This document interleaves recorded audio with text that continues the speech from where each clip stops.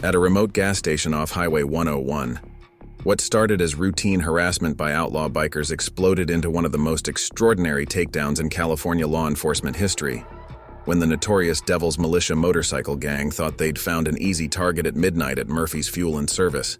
They never expected to encounter Commander Alexandra "Alex" Blackwood, a decorated Navy Special Operations veteran, who would teach them the difference between intimidating civilians and facing a trained operative. Before we jump back in, tell us where you're tuning in from, and if this story touches you, make sure you're subscribed, because tomorrow, I've saved something extra special for you. The coastal fog rolled thick across Highway 101 as Commander Alexandra Blackwood guided her Jeep Grand Cherokee into Murphy's Fuel and Service, the fluorescent lights cutting harsh shadows through the misty California night. After 18 hours of driving from Naval Base San Diego, the simple task of refueling had become a necessity she couldn't postpone. 20 years of naval operations had taught her to trust her instincts, and something about the empty gas station made her skin prickle with familiar tension. The kind of tension she'd felt during maritime interdiction operations in the Persian Gulf, where seemingly routine situations could explode into chaos without warning. Her trained eyes swept the perimeter. 2 exits, clear sightlines compromised by fog, 3 surveillance cameras, 1 broken, and a lone attendant who looked like he'd rather be anywhere else. The perfect setting for trouble. The rumble came first, a deep thundering that cut through the coastal mist. Not the steady drone of highway traffic, but the deliberate roar of motorcycles, multiple bikes approaching in formation. Commander Blackwood's hands remained steady as she inserted her credit card, her mind already mapping scenarios, calculating angles, assessing tactical options. The skills that had guided special operations teams through the world's most dangerous waterways didn't disappear with retirement. Through the fog, chrome gleamed as 5 motorcycles emerged, their riders wearing leather cuts emblazoned with a burning skull, the infamous mark of the Devil's Militia, a gang whose reputation for violence had spread far beyond their California origins. Their formation told her everything she needed to know. These weren't weekend riders. Their approach spoke of military background, their spacing designed to cut off escape routes. The lead rider, a mountain of a man they called Butcher, cut his engine, the sudden silence more threatening than the noise. His crew, Razor, Hex, Ghost, and Steel, spread out with practiced precision that confirmed her initial assessment. These weren't common thugs. Their movements showed training, coordination that spoke of shared service background gone wrong. As Commander Blackwood continued fueling her vehicle, she noted details with the same precision she'd used tracking hostile vessels in international waters. Butcher, approximately 6 feet 5 inches, 280 pounds, favored his left side. Possible injury. Razor and Hex carried themselves with the rigid posture of former military, while Ghost and Steel moved with the fluid awareness of combat training. 5 targets, all armed based on their subtle adjustments when moving, using standard intimidation tactics she'd seen countless times, just never from this side of the equation. The night was about to teach the Devil's Militia a lesson about the difference between terrorizing civilians and challenging someone who'd spent 2 decades mastering the art of tactical warfare in the world's most hostile environments. They were about to learn why you never mistake military bearing for vulnerability, and why a gas station on Highway 101 was about to become the last place they'd ever try to demonstrate their power. Commander Blackwood had noticed the changes at Murphy's Fuel and Service over her last few cross-country drives. What was once a busy waypoint for travelers had become eerily quiet after sunset, its bright fluorescent lights attracting fewer legitimate customers and more troubling elements. The lone attendant, Mike Chen, a college student working nights to pay for his engineering degree, kept glancing nervously at the parking lot, his hands trembling as he restocked the shelves through the window. The Devil's Militia had chosen this stretch of Highway 101 for a reason. Remote enough to discourage regular police patrols, yet busy enough to provide a steady stream of potential victims. Perfect territory for their particular brand of intimidation. Tonight they'd picked the wrong target. A truck driver who'd pulled in moments before the biker's arrival hurried to finish his transaction, his eyes down, movements quick and anxious. "Don't make eye contact," he whispered as he passed Commander Blackwood. "Last month, they put 2 drivers in the hospital. Cops come, take reports, but nothing changes. They own this stretch now." The warning stirred memories of similar situations during her naval career. Ports where local criminals thought they controlled the waters until her special operations teams demonstrated otherwise. She'd seen this pattern before. Criminals establishing territory, authorities looking the other way, civilians living in fear. Not this time. Through the station's scratched windows, she watched Mike responding to Butcher's demands, his hands shaking as he worked the register. The gang had started small, demanding protection money from independent truckers, then escalating to controlling fuel prices, forcing station owners to kick back profits. Now they were expanding, using this highway corridor for drug distribution, weapons trafficking, their criminal empire growing bolder with each unanswered threat. "Please," Mike's voice carried across the lot, tension evident in every syllable. "I already paid this week. The owner gave Razor the full amount." His words cut off as Butcher's massive frame loomed over the counter. "Prices went up, college boy." Butcher's voice carried the casual cruelty of someone used to inflicting pain without consequences. "You want to keep this cushy night job, want to stay healthy enough for those engineering classes? Payment schedule just changed." Commander Blackwood's tactical assessment continued automatically. Beyond the immediate threats, she noted a black SUV pulling into the shadows behind the station. Higher-level members watching their soldiers work. The Devil's Militia had evolved beyond simple road thugs. Their operations showed planning, hierarchy, the kind of organization she'd seen in international criminal enterprises. The truck driver started his engine, clearly intending to flee. Steele and Ghost moved to block his exit, their practiced movements confirming her earlier analysis of their military background. These weren't random bikers. They were dishonorably discharged veterans who'd turned their training against civilians. "Going somewhere?" Hex's voice carried across the lot, thick with mock concern. "Highway's dangerous at night. Might need an escort." The other bikers laughed, spreading out to surround the truck. Through the fog, more motorcycles approached, reinforcements arriving to help terrorize the night's victims. Commander Blackwood finished refueling, her movements unhurried, deliberate. She'd faced worse odds in worse places: pirate-infested waters off Somalia, smuggler compounds in the Persian Gulf, terrorist operations in international waters. Each situation had taught her that victory didn't always require superior firepower. It required understanding your opponent's weaknesses, turning their confidence into vulnerability. The skills that had made her one of the Navy's most effective special operations commanders hadn't faded with retirement. If anything, they'd sharpened. While the Devil's Militia saw a lone woman at a gas station, she saw their entire operation with crystal clarity. Their patterns, their vulnerabilities, their fatal assumption that intimidation equaled power. A scuffle broke out by the truck as the driver tried to pull away. Steele grabbed his door while Ghost moved to slash his tires. The violence was escalating exactly as she'd predicted, following patterns she'd studied countless times during her naval career. Criminal organizations like this followed predictable trajectories: establish territory, demonstrate power, eliminate resistance. They never expected resistance to eliminate them instead. Commander Blackwood secured her gas cap, her mind already formulating the tactical response that would transform this midnight confrontation into something the Devil's Militia would never forget. They were about to learn that 20 years of naval special operations experience trumped street-level intimidation every time. Preparing and narrating this story took us a lot of time, so if you are enjoying it, subscribe to our channel, it means a lot to us. Now back to the story.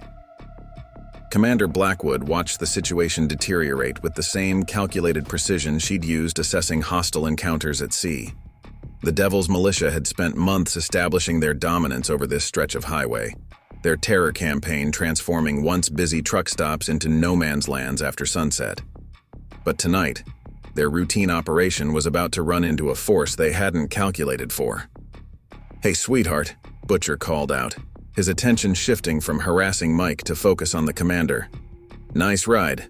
Bit late for a lady to be out alone." His crew chuckled, spreading, out in a practiced formation that would have intimidated anyone without Commander Blackwood's training. Their movements revealed their military background, standard intimidation tactics she'd seen countless times during maritime security operations.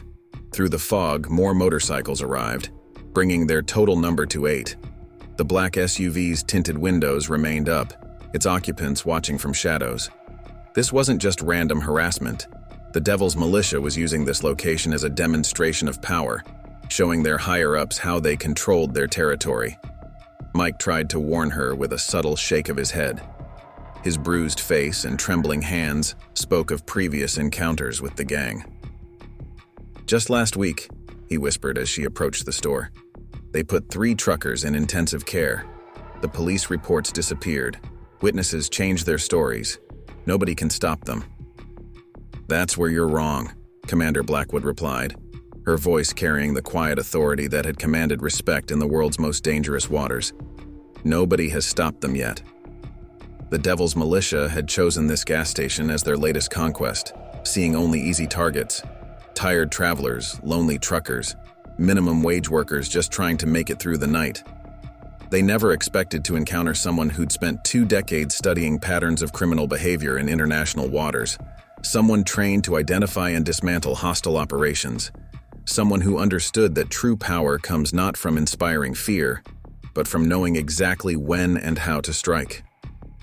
Butcher moved closer, using his size to intimidate, not realizing he was telegraphing every move to a trained tactical expert. "Maybe you need an escort home. Roads get dangerous at night." His crew tightened their formation, muscle memory from their military days making their movements predictable to Commander Blackwood's experienced eye. Her tactical assessment continued automatically. Razor and Hex positioned themselves to cut off her path to her vehicle, while Ghost and Steel moved to block the store's entrance. 2 new arrivals, who the others called Wraith and Havoc, secured the perimeter. Their coordination spoke of training, but their overconfidence made their patterns sloppy. Through the window, she saw Mike reaching for his phone, likely trying to call for help that wouldn't come. The Devil's Militia had compromised local law enforcement months ago, another pattern Commander Blackwood had seen before in ports controlled by criminal organizations.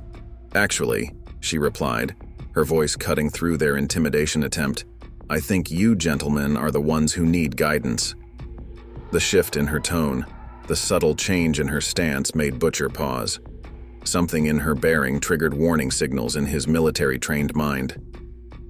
"You see," she continued, maintaining eye contact with their leader, "I've been watching your operation for the past 10 minutes. Former military, probably Marines based on your formation patterns. Dishonorably discharged, I'm guessing, given your current career choice. Using tactical training for civilian intimidation. Impressive to truckers and gas station attendants perhaps, but rather basic to someone who's commanded special operations." The tension shifted palpably. Butcher's amusement turned to uncertainty as he processed her assessment, his alcohol-dulled mind trying to understand why alarm bells were ringing.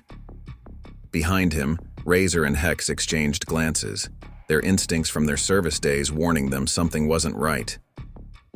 "Navy," Commander Blackwood clarified, noting their reactions. "Special Operations Command. Want to guess how many times I've dismantled operations more sophisticated than your highway robbery routine?" Her words carried the weight of experience that made even hardened criminals pause. The black SUV's engine started, its occupants sensing the shift in control. Through the fog, she noted more motorcycles arriving, bringing their total number to 12. The Devil's Militia was calling in reinforcements, not realizing they were only providing more evidence of their criminal enterprise. They thought they were facing a lone woman who'd wandered into their territory. Instead, they were about to learn the difference between street-level intimidation and tactical warfare, between terrorizing civilians and engaging someone trained to dismantle entire hostile networks. They were about to learn why you never mistake military bearing for vulnerability, and why this gas station off Highway 101 was about to become the last place they'd ever demonstrate their power. Commander Blackwood's years of naval special operations had taught her that true victory isn't won through brute force, but through understanding and exploiting your opponent's weaknesses. As she faced down the Devil's Militia, her mind was already mapping out the tactical advantages. of her position with the same precision she'd used during maritime interdiction operations. "Don't know who you think you are, lady," Butcher growled, his initial uncertainty hardening into anger. "But you've got no idea what you're dealing with." His attempt to reassert dominance only confirmed what she'd already assessed. Their reliance on intimidation made them predictable. "Actually," Commander Blackwood replied, her voice carrying the calm authority that had guided teams through hostile waters, "I know exactly what I'm dealing with. Your formation suggests USMC training, probably force recon based on your movement patterns. But you're sloppy now. Overconfident, undisciplined. Let me guess. You were discharged for behavior unbecoming, couldn't adjust to civilian life, found a new brotherhood in terrorizing people who can't fight back." Her words hit home. She watched Butcher's face twitch, saw Razor and Hex shift uncomfortably. Behind them, Ghost and Steel exchanged glances that confirmed her assessment. These weren't just random thugs. They were failed soldiers who'd turned their training against the very civilians they'd once sworn to protect. Through the gas station's windows, she noted Mike discreetly filming with his phone. Good. Evidence gathering had already begun. The black SUV remained in the shadows, its occupants watching this confrontation unfold. Higher-level members probably evaluating their soldiers' performance. They were about to witness a masterclass in tactical dismantling. "You've got a nice operation here," she continued, deliberately moving to maintain clear sightlines on all targets. Using a remote gas station as a base, targeting truckers for protection money, establishing territorial control through systematic intimidation. Classic insurgent tactics. I've seen them used better in the Persian Gulf, but effective enough against civilians. More motorcycles arrived, bringing their total to 15. The Devil's Militia was gathering strength, not realizing they were playing directly into her strategy. Every new arrival, every aggressive move, every attempt at intimidation was being captured by the gas station's security cameras and Mike's phone. "Enough talk," Butcher snarled, reaching for something in his vest. Commander Blackwood noted the movement, calculated angles, assessed potential weapons. Her muscles tensed imperceptibly, ready to respond with the same efficiency that had made her one of the Navy's most effective special operations commanders. "I wouldn't," she warned, her voice taking on an edge that made even the most hardened among them pause. "Right now you're only facing charges for intimidation and racketeering. Drawing a weapon escalates this to armed assault against a federal officer. I may be retired, but that status never expires." The mention of federal charges caused a ripple of unease through the gang. In the SUV, she noticed movement, their leaders growing concerned about the direction this confrontation was taking. Her psychological warfare was working, creating divisions between the street-level soldiers and their command structure. "See, here's what you've overlooked," Commander Blackwood continued, deliberately drawing their complete attention. "While you've been focused on intimidating civilians, I've been documenting everything. Your formations, your numbers, your tactics, all indicating a coordinated criminal enterprise. The security cameras you thought were partly broken, they've been recording this entire encounter. The phone calls your leaders are making right now from that SUV, all generating cell tower data that establishes their presence at a crime scene." She watched the realization spread through their ranks. These men had military training. They understood the implications of operational security being compromised. What they'd thought was a simple intimidation routine had turned into potential federal evidence. "But we can make this simple," she offered, giving them the same chance she'd given pirates and smugglers in international waters. "You're going to let that trucker leave. You're going to stop harassing this gas station, and you're going to find a new highway for your operations. Otherwise, everything I've gathered goes to my contacts in Naval Criminal Investigative Service. They're always interested in cases involving dishonorably discharged service members engaging in organized crime." The tension reached its peak. Butcher's face contorted with rage, his pride warring with his training. Behind him, his crew looked to the SUV for guidance, their confidence cracking as they realized they'd lost control of the situation. They were about to learn why Naval Special Operations commanders were trained not just to win fights, but to prevent them through superior strategy and psychological warfare. Butcher's rage finally overcame his judgment. With a roar that echoed across the gas station lot, he lunged forward, attempting to use his massive frame to intimidate Commander Blackwood into submission. It was exactly the response she'd anticipated, and the mistake she'd been waiting for. Before his movement was complete, the commander had already executed a perfect tactical maneuver. Years of close-quarters combat training aboard naval vessels, where space was always at a premium, had made her an expert in using an opponent's size against them. In one fluid motion, she redirected Butcher's momentum, sending the massive biker crashing into a display of windshield washer fluid. "First lesson," she announced calmly, maintaining the same commanding tone she'd used briefing special operations teams. "Size means nothing if you telegraph every move." The other gang members stood frozen, shocked by how quickly their leader had been neutralized. Razor and Hex moved next, their military training kicking in as they attempted to flank her. But Commander Blackwood had spent decades conducting operations in environments where threats could come from any direction. She noted their movements with the same precision she'd used tracking hostile vessels in crowded waters. "Second lesson," she continued, smoothly positioning herself to maintain tactical advantage.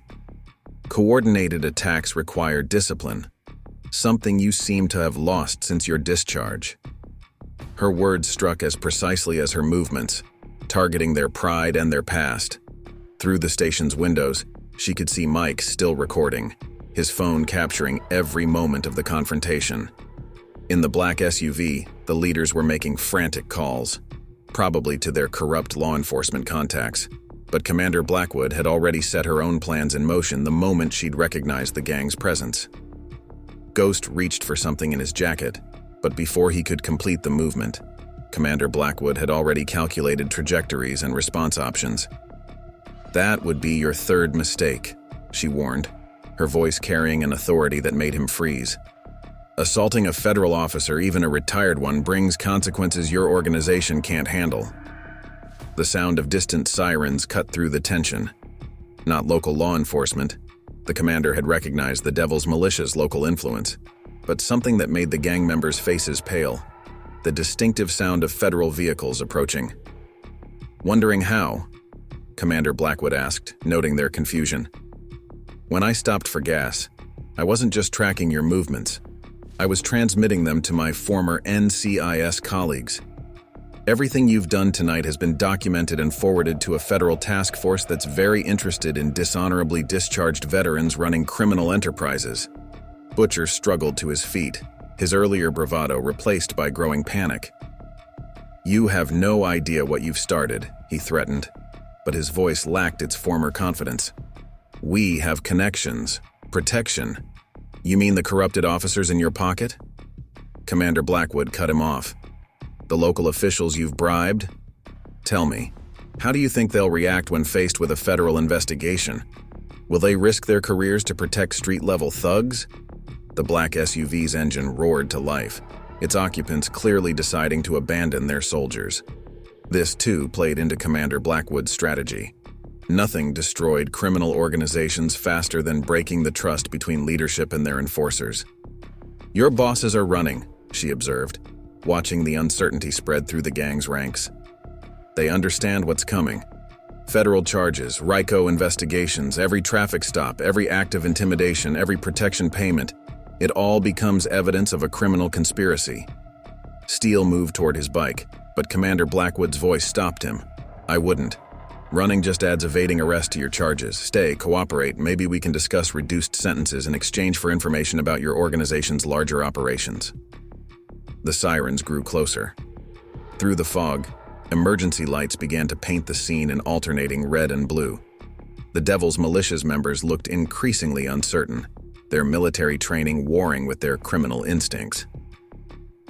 "Here's what happens next," Commander Blackwood announced, her voice carrying the same authority that had commanded naval operations across the globe. "You're going to place your weapons on the ground. You're going to cooperate with the federal agents who are about to arrive. And then we're going to have a very interesting conversation about your organization's activities along this highway." She watched as their resistance crumbled, years of naval intelligence experience telling her exactly when an operation had been successfully neutralized. The Devil's Militia had arrived, thinking they would terrorize a lone woman at a gas station. Instead, they'd encountered someone who had spent decades dismantling threats far more dangerous than highway bandits.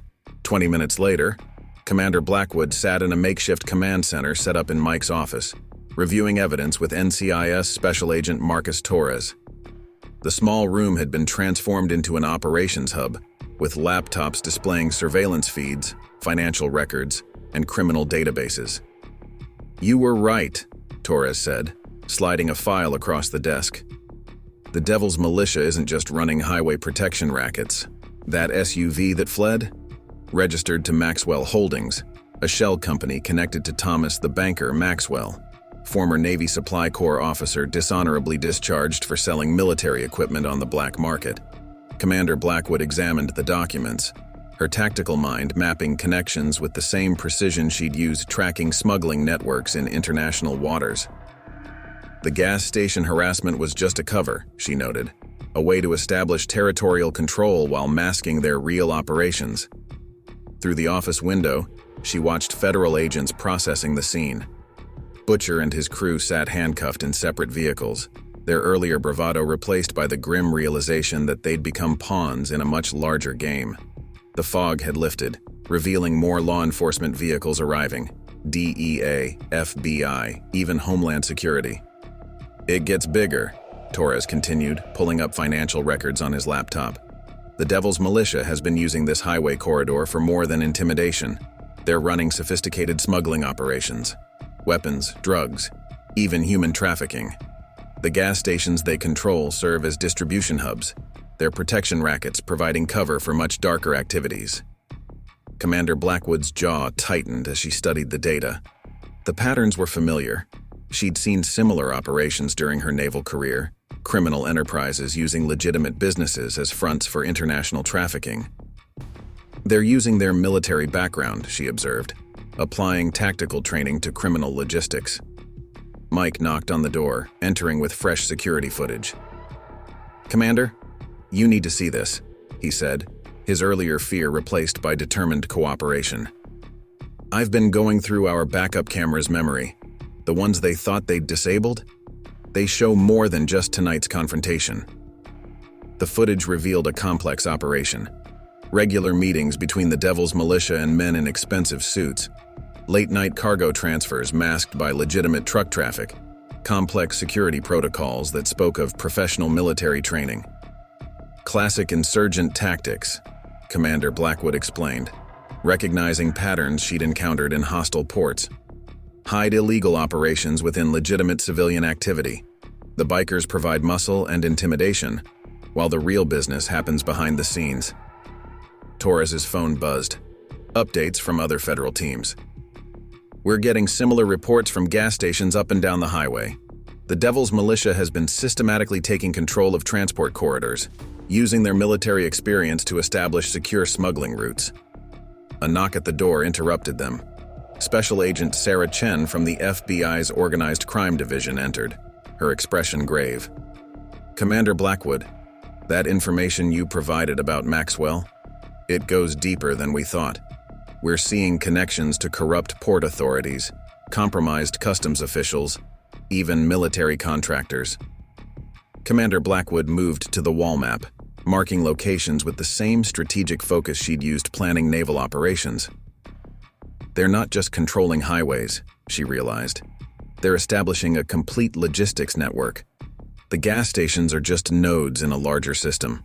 Through the window, more vehicles arrived. Not law enforcement this time, but expensive SUVs with tinted windows.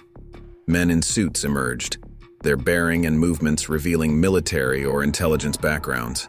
The Devil's Militia's real leadership was responding to the threat to their operation. "They're getting nervous," Torres observed, watching the new arrivals. "These aren't street thugs like Butcher and his crew. These are the real players, former military officers who've turned their operational experience to organized crime." Commander Blackwood's phone lit up with a message from an unknown number. "Impressive work, Commander. Let's discuss terms. Everyone has a price." She smiled grimly, recognizing the desperate negotiation attempt of a criminal enterprise realizing its vulnerability. They still don't understand what they're dealing with, she told Torres and Chen. They think this is about money or power. They never realized they were being dismantled by someone who spent years taking apart organizations exactly like theirs. Mike returned with more evidence. Financial records showing suspicious patterns in the gas station's transactions, security footage revealing regular meetings between gang members and seemingly legitimate businessmen, documentation of protection payments that painted a picture of systematic criminal enterprise. This isn't just about stopping highway harassment, Commander Blackwood explained, her tactical mind already mapping out the larger operation. We've stumbled onto something much bigger. Former military personnel using their training and connections to build a sophisticated criminal network. Tonight we didn't just confront a biker gang. We cracked open the shell protecting a major criminal enterprise. The night that had started as a simple gas stop was evolving into something much more significant. The Devil's Militia had thought they were untouchable, protected by corruption and fear. They never expected to encounter someone who understood their tactics, who could see through their operations, who knew how to dismantle criminal enterprises from the inside out.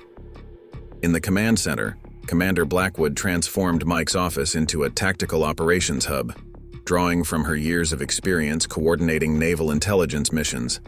Maps covered the walls, surveillance photos connected with red string, and 3 laptops displayed different data streams tracking the Devil's Militia's activities across the state. Here's what we know, she briefed Torres and Chen, pointing to patterns on her improvised tactical display. The Devil's Militia isn't just a biker gang. They're the enforcement arm of a sophisticated criminal enterprise run by ex-military personnel. Their highway operations follow the same patterns I saw tracking smuggling networks in the Persian Gulf. Through the window, they watched federal teams processing the scene. Butcher and his crew were providing statements, their loyalty crumbling as they realized their leadership had abandoned them. The expensive SUVs containing the organization's real power players maintained their distance, their occupants frantically making calls. They're using classic military logistics, Commander Blackwood explained, highlighting routes on the map. Each gas station they control serves as a forward operating base. The bikers provide visible security while the real operations, weapons, drugs, human trafficking, move through hidden supply lines. It's the same structure we saw criminal organizations use in international waters. Torres's phone buzzed with updates from other federal teams. Similar pattern at every location, he reported. They target remote gas stations, establish control through intimidation, then use them as distribution hubs. The protection rackets are just cover for their real business. Chen pulled up financial records on her laptop. The money trails are sophisticated, she noted. Multiple shell companies, offshore accounts, legitimate businesses used as fronts. Maxwell's organization knows how to hide their operations. Because they're using military intelligence training, Commander Blackwood responded, recognizing patterns she'd encountered during her naval career. The same techniques we use to track hostile networks they're using to build criminal enterprises. But that's also their weakness. Her phone lit up with another message from Maxwell. Last chance, Commander.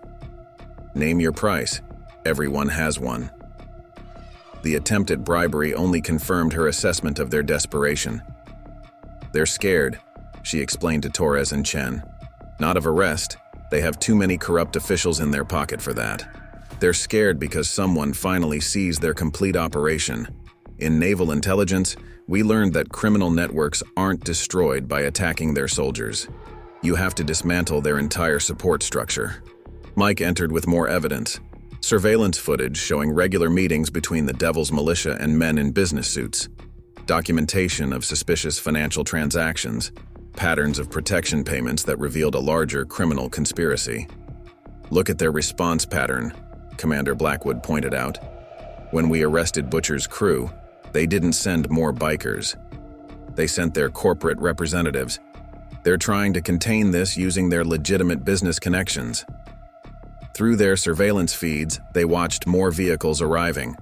Not just expensive SUVs now, but also police cruisers from departments known to be compromised, private security contractors with military backgrounds, even a few government plates.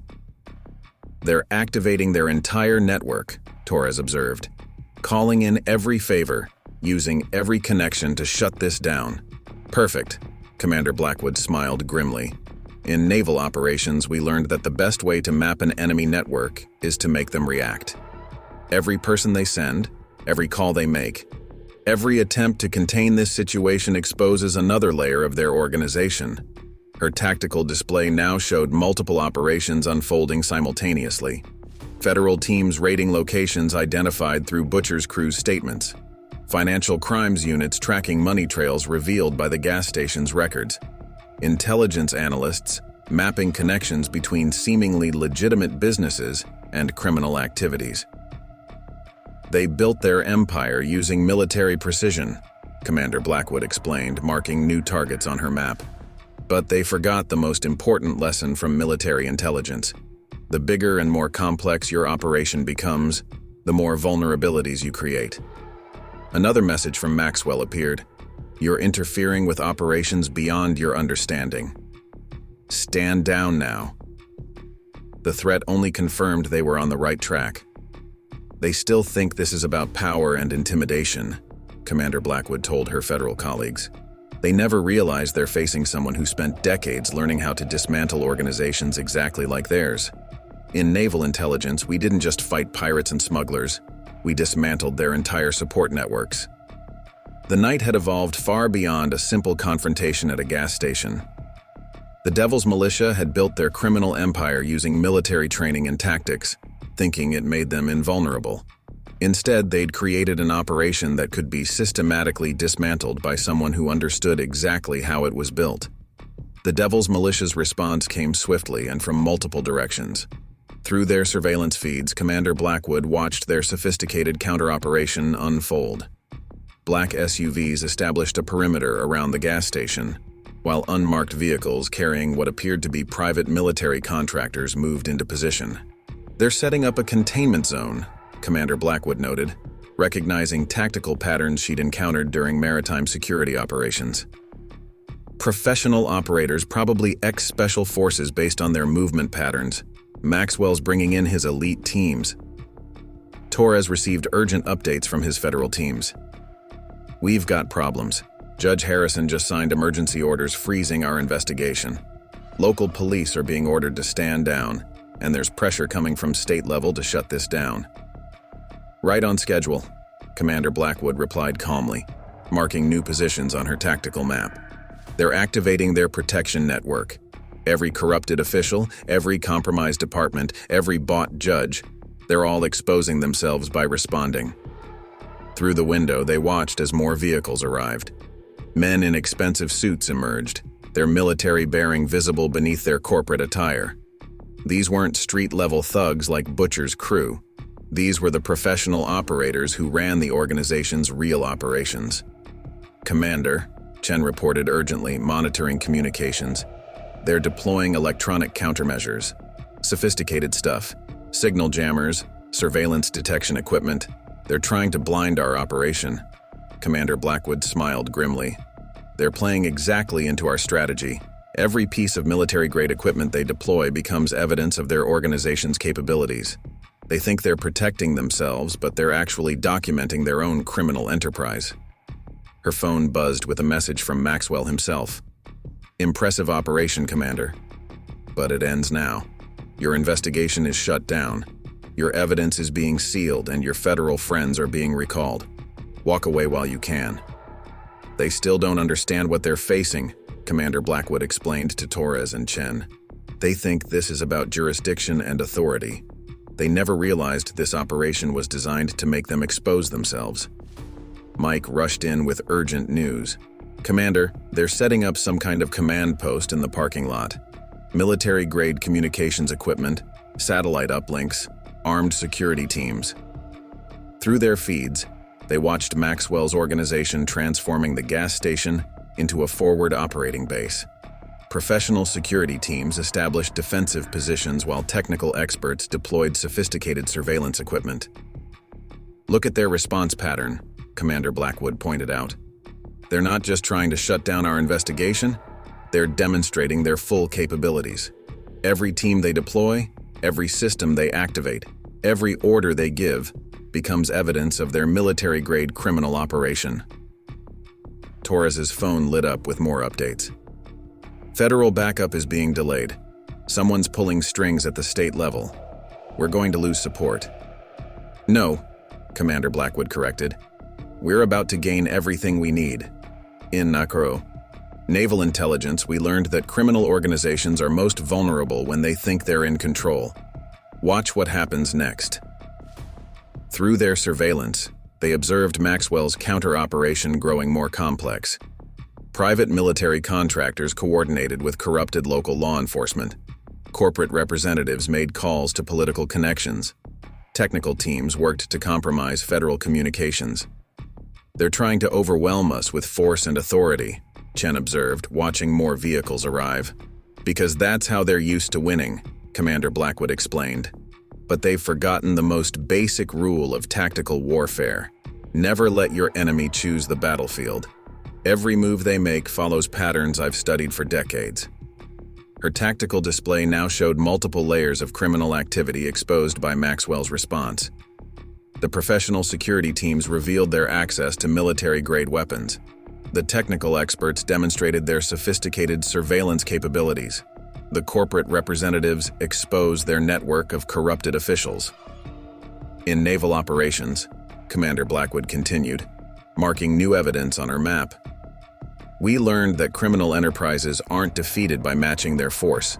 They're dismantled by understanding their structure so completely that you can turn their own strength against them. Another message from Maxwell appeared. You're interfering with operations that have protection at the highest levels. Last chance to walk away. Commander Blackwood's response was calculated. Every threat you make, every asset you deploy, every connection you activate, it all becomes evidence. You're not shutting down an investigation. You're documenting your own criminal conspiracy. The night had evolved into a complex tactical operation, but not the one Maxwell's organization expected. While they thought they were overwhelming a federal investigation with force and corruption, they were actually playing their part in Commander Blackwood's carefully orchestrated strategy to expose and dismantle their entire criminal empire. Commander Blackwood watched through their surveillance as Maxwell's organization continued fortifying their position around the gas station.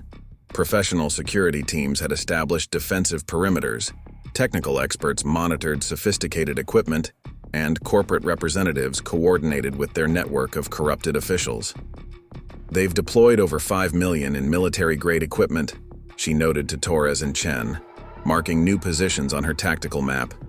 Signal interceptors, thermal imaging systems, satellite communications, everything you'd expect from a professional military operation. Except this isn't a military operation. It's a criminal enterprise exposing its full capabilities. Through their feeds, they observed more arrivals, not just security teams now, but high-level members of Maxwell's organization. Men in tailored suits emerged from luxury vehicles, their movements betraying military backgrounds despite their corporate appearances. Commander, Chen reported urgently, they're setting up some kind of advanced command center. The equipment they're using, this isn't street-level gang hardware. This is professional military tech, the kind that requires special permits and government connections. Perfect, Commander Blackwood replied, watching her strategy unfold. They think they're establishing control. Instead, they're documenting every aspect of their criminal operation. Every piece of restricted equipment they deploy, every secure communication they establish, every military-grade system they activate. It all proves the sophistication of their enterprise. Torres's phone buzzed with updates from remaining federal contacts. They're moving on multiple fronts. Corrupt judges issuing emergency orders, compromised officials applying pressure, their legal teams preparing injunctions. They're trying to bury this completely. Because they think this is about evidence and jurisdiction, Commander Blackwood explained, her tactical mind mapping their responses. They never realized that every attempt to shut us down actually strengthens our case. In naval intelligence, we learned that criminal organizations are most vulnerable when they think they're winning. Through the window, they watched Maxwell himself arrive. A distinguished-looking man in an expensive suit, his military bearing evident in his precise movements. Former Navy Supply Corps officer turned criminal mastermind, now personally overseeing the operation to contain what he perceived as a threat to his empire. They're getting desperate, Chen observed. noting the increasing activity around the gas station. Bringing in more equipment, deploying more teams, activating more connections. Because they still don't understand what they're facing, Commander Blackwood replied, marking another position on her map. They think they can overwhelm us with force and corruption. They never realized that every response, every countermeasure, every attempt at containment is part of our operation. Mike rushed in with new surveillance footage. Commander, they've taken over the entire property. Professional teams are setting up defensive positions. Technical experts are deploying more equipment, and their corporate representatives are making calls from what looks like a mobile command center. Commander Blackwood studied the footage with the same tactical precision she'd used analyzing hostile operations in international waters. Look at their protocol, she pointed out. Military-grade security procedures, professional communication systems, coordinated response teams. They're not just showing their strength, they're demonstrating their entire organizational structure. Her phone lit up with another message from Maxwell. Your federal teams are being recalled. Your investigation is being shut down. Your evidence is being sealed. You have no idea what you're dealing with. That's where you're wrong, she muttered, watching more pieces fall into place. We know exactly what we're dealing with because you're showing us everything. Through their surveillance network, they observed Maxwell's operation growing more complex. Private military contractors coordinated with corrupted law enforcement. Corporate representatives activated political connections. Technical teams deployed sophisticated counter-surveillance measures. They're transforming this gas station into a fortress, Torres noted, watching the operation unfold. They're documenting their own criminal enterprise, Commander Blackwood corrected. Every defensive position they establish, every communication system they deploy, every corrupt official they activate. It all proves the scope and sophistication of their organization. Her tactical display now showed multiple layers of criminal activity exposed by Maxwell's response. The professional security teams revealed their access to restricted weapons and equipment. The technical experts demonstrated their sophisticated surveillance capabilities. The corporate representatives exposed their network of corrupted officials. The night had evolved into something Maxwell's organization never expected. While they thought they were containing a threat through force and corruption, they were actually playing their part in Commander Blackwood's carefully orchestrated strategy to expose and dismantle their entire criminal empire. They were about to learn why naval intelligence operators were trained not just to fight enemies, but to understand them so completely that their own strength becomes their greatest weakness. As midnight approached, Commander Blackwood watched Maxwell's organization reach its most vulnerable point, the moment when they believed they had achieved total control. Their sophisticated operation had transformed the simple gas station into a fortified command center, unknowingly creating the perfect stage for their own exposure. Final count, Torres reported, monitoring their surveillance feeds. 28 professional operators deployed over 6 million in restricted military equipment, 15 corrupted officials on site, and direct links to state-level corruption exposed through their communications. They've brought in everything, Chen added, tracking new arrivals.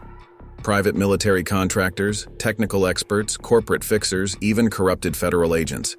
They're throwing their full resources at containing this situation. Commander Blackwood smiled grimly, recognizing the patterns she'd seen countless times during her naval career. Because they think this is about force and control, they never understood they were walking into a different kind of operation entirely. Through their feeds, they watched Maxwell personally directing his forces, his military training evident in how he established defensive positions and communication protocols. The gas station parking lot now resembled a professional military installation, complete with security perimeters, surveillance systems, and tactical teams. "Commander," Mike called urgently from his surveillance position. "They're deploying some kind of advanced electronic warfare equipment, military-grade stuff I've never seen before." "That's because it's restricted technology," Commander Blackwood explained, marking new positions on her tactical map. "Equipment that requires special permits and government clearance. Equipment that criminal organizations shouldn't have access to. Equipment they're now documenting themselves using." Her phone buzzed with another message from Maxwell. "Your operation is shut down. Federal teams recalled. Evidence sealed. Time to discuss terms." They still think this is a negotiation, she told Torres and Chen. They don't realize they've just provided everything we needed. In naval intelligence, we learned that the best way to dismantle a criminal enterprise isn't through direct confrontation. It's through making them expose themselves completely. Through their surveillance network, they observed Maxwell's operation reaching its peak. Professional security teams had established multiple defensive layers. Technical experts monitored sophisticated surveillance equipment. Corporate representatives coordinated with their network of corrupted officials. Look at their response pattern, Commander Blackwood pointed out. Every defensive measure they take, every system they deploy, every call they make, it all follows military protocols. They're not just showing their capabilities, they're demonstrating their entire organizational structure. Torres's phone lit up with urgent updates. Commander, they're moving to seize control of all local communication channels. Their technical teams are deploying some kind of advanced signal intercept system. Perfect, Commander Blackwood replied, watching her strategy unfold. They think they're establishing information control. Instead, they're documenting their access to restricted military technology. Every system they activate becomes evidence of their criminal enterprise. Through the window, they watched more vehicles arrive. Unmarked vans carrying electronic warfare equipment, luxury cars bringing high-level organization members, even government vehicles with compromised officials. They're consolidating everything in one location, Chen observed, tracking the arrivals. Their entire operation is now centered here. Because they think they're in control, Commander Blackwood explained, her tactical mind mapping each new development. They never realized that by bringing their full force to bear, they're actually creating the perfect case against themselves. Mike rushed in with new surveillance footage. Commander, they've transformed the entire property. Military-grade security systems, professional communication centers, even a mobile command post. They're running this like a military operation. That's exactly what we needed them to do, Commander Blackwood replied, studying the footage. Every protocol they follow, every system they deploy, every team they activate. It all proves the sophistication and scope of their criminal enterprise. Her tactical display now showed multiple layers of evidence exposed by Maxwell's response. The professional security teams revealed their access to restricted weapons and equipment. The technical experts demonstrated their sophisticated surveillance capabilities. The corporate representatives exposed their network of corrupted officials. The night had evolved into the perfect trap, but not the one Maxwell's organization expected. While they thought they were overwhelming a federal investigation with force and corruption, they were actually documenting every aspect of their criminal empire. They were about to learn why naval intelligence operators were trained to turn an enemy's strength into their greatest vulnerability. Execute Operation Daybreak, Commander Blackwood commanded through her secure channel. In an instant, the sophisticated criminal fortress Maxwell had constructed began to crumble from within. The gas station's power grid failed first, plunging their elaborate command center into darkness. Their backup generators kicked in, only to fail seconds later. What's happening? Maxwell's voice carried across their compromised communications. Get those systems back online. They can't, Commander Blackwood explained to Torres and Chen, watching her strategy unfold. While they were focused on establishing their defensive position, we were manipulating the very infrastructure they depended on. Every system they deployed, every power source they tapped, every communication channel they established, we already controlled it all. Through their night vision feeds, they watched chaos spread through Maxwell's operation. Their military-grade equipment, rendered useless without power, became expensive paperweights. Their sophisticated communication systems, dependent on compromised infrastructure, fell silent. Commander, Mike reported excitedly. Their entire security perimeter is down. All their surveillance equipment, their signal interceptors, their electronic warfare systems, everything's dead. Because they made the same mistake I've seen countless times in naval operations, Commander Blackwood explained, marking disabled positions on her tactical map. They thought superior equipment meant superior control. They never realized that true tactical advantage comes from understanding infrastructure. Suddenly, powerful lights blazed to life. Not Maxwell's security systems, but carefully positioned federal floodlights that transformed the gas station into a brilliantly lit stage. Every defensive position, every piece of restricted equipment, every member of their organization was now clearly visible and documented. Impossible, Maxwell's voice crackled through their monitoring system. We controlled everything: communications, surveillance, law enforcement. That was your mistake, Commander Blackwood replied through their compromised channel. You thought control meant security. You never understood that real intelligence work isn't about controlling information. It's about understanding it completely. Through their feeds, they watched Maxwell's professional operators realize the trap they'd walked into. Their military training told them they'd lost tactical advantage. Their defensive positions now exposed under federal lights that revealed every aspect of their operation. All federal teams, execute containment protocol, Torres commanded through their secure channel. From multiple directions, federal tactical units emerged. Not the local law enforcement Maxwell had corrupted, but specialized teams that had been waiting for precisely this moment. You have no jurisdiction, one of Maxwell's corporate representatives argued desperately. We have protection at the highest levels. Every person who tried to protect you tonight, Commander Blackwood cut in. Every official who intervened, every department that suddenly changed priorities, they all exposed themselves as part of your criminal conspiracy. In naval intelligence, we learned that corruption networks collapse fastest when their protectors realize they've been compromised. Through their surveillance, they watched Maxwell's organization fracture under pressure. Professional operators, recognizing a lost cause, began surrendering. Technical experts, realizing their sophisticated equipment had become evidence, attempted to destroy systems. Corporate representatives frantically made calls to political connections who suddenly wouldn't answer. Full tactical teams deployed, Chen reported, monitoring federal responses. DEA, FBI, NCIS, all moving in with documented evidence of criminal conspiracy at the highest levels. Because they didn't just expose their street-level operations tonight, Commander Blackwood explained, watching her strategy reach its culmination. They demonstrated their entire criminal enterprise, from corrupted officials to restricted military equipment, from sophisticated surveillance systems to international trafficking networks. Maxwell himself stood in the harsh federal lights, his military bearing finally cracking as he realized the true nature of the operation he'd walked into. You planned this, he accused through their monitoring system. Everything. The initial confrontation with Butcher's crew, the federal response, our countermeasures. In naval intelligence, Commander Blackwood replied, we learned that the best way to dismantle a criminal enterprise isn't through brute force. It's through understanding their operations so completely that you can turn their own protocols against them. Every defensive measure you took, every system you deployed, every contact you called, it all documented your criminal conspiracy more thoroughly than any traditional investigation could have. Her tactical display now showed the full scope of their success. Federal teams systematically securing positions that Maxwell's own operators had fortified. Evidence response units documenting military-grade equipment that their technical experts had deployed.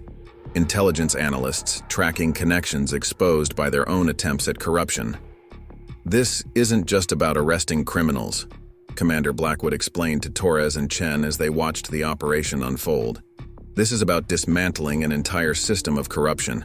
Maxwell's organization thought they were untouchable because they had military training, sophisticated equipment, and political protection. They never realized they were facing someone who understood their methods better than they did.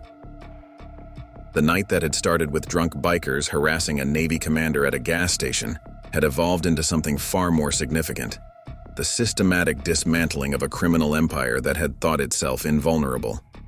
They were about to learn why naval intelligence operators were trained not just to fight enemies, but to understand them so completely that their own strength becomes their greatest weakness. 1 week after the takedown at Murphy's Fuel and Service, Commander Blackwood stood with Torres and Chen, watching as federal teams completed their final sweep of Maxwell's operation.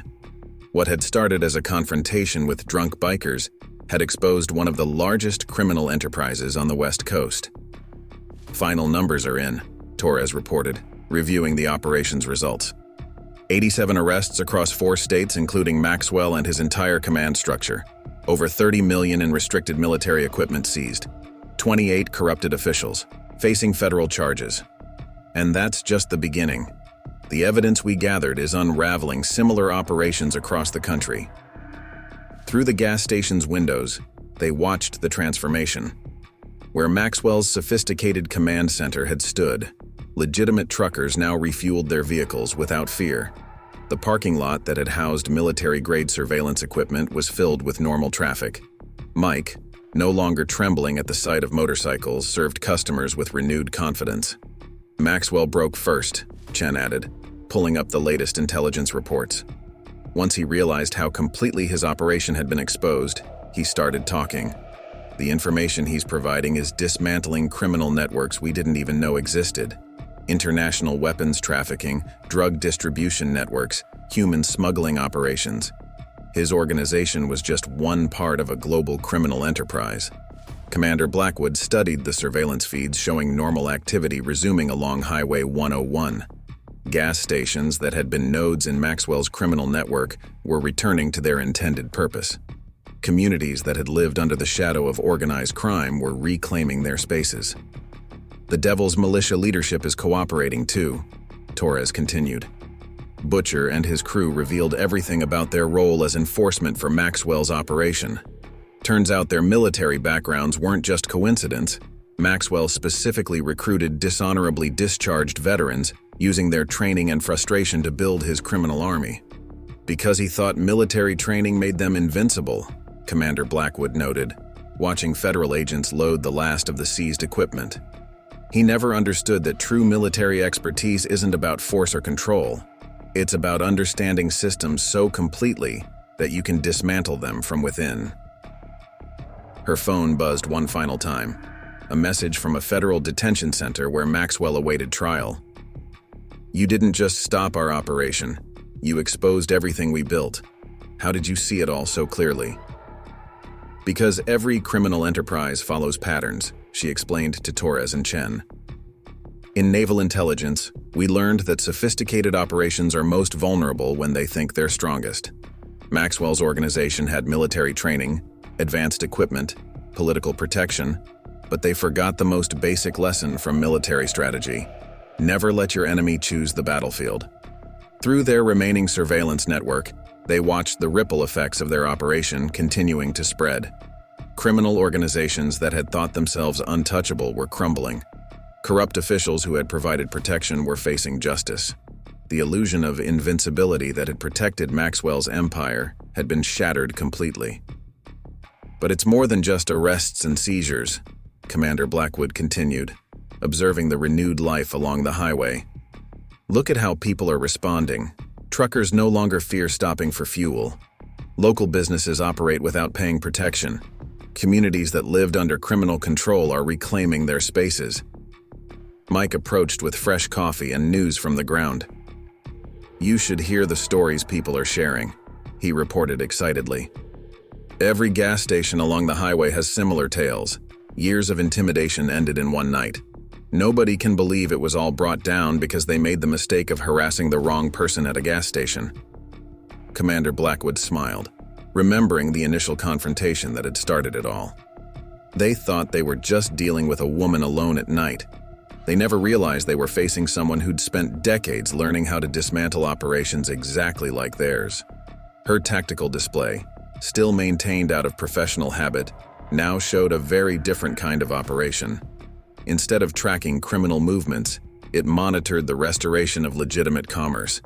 Instead of mapping corruption networks, it documented communities reclaiming their spaces. "In the Navy," she explained to her federal colleagues, "we learned that true victory isn't just about defeating enemies.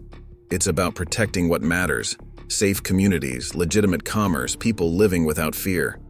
Maxwell's organization thought they were building an empire. Instead, they gave us the keys to dismantling something much bigger. The night that had begun with drunk bikers harassing a Navy commander had evolved into something far more significant. The Devil's Militia and their sophisticated parent organization had built their criminal empire using military precision, thinking it made them invulnerable. Instead, they had fallen to something more powerful, the strategic mind of someone who understood that true strength comes not from inspiring fear, but from protecting others. As Commander Blackwood prepared to finally continue her journey, she took one last look at Murphy's Fuel and Service. Where criminal forces had once thought they'd found an easy target, they'd instead encountered someone who proved that sometimes the most effective weapon isn't the one you can see. It's the tactical mind that turns your own strength against you. Up next, you've got two more standout stories right on your screen. If this one hit the mark, you won't want to pass these up. Just click and check them out.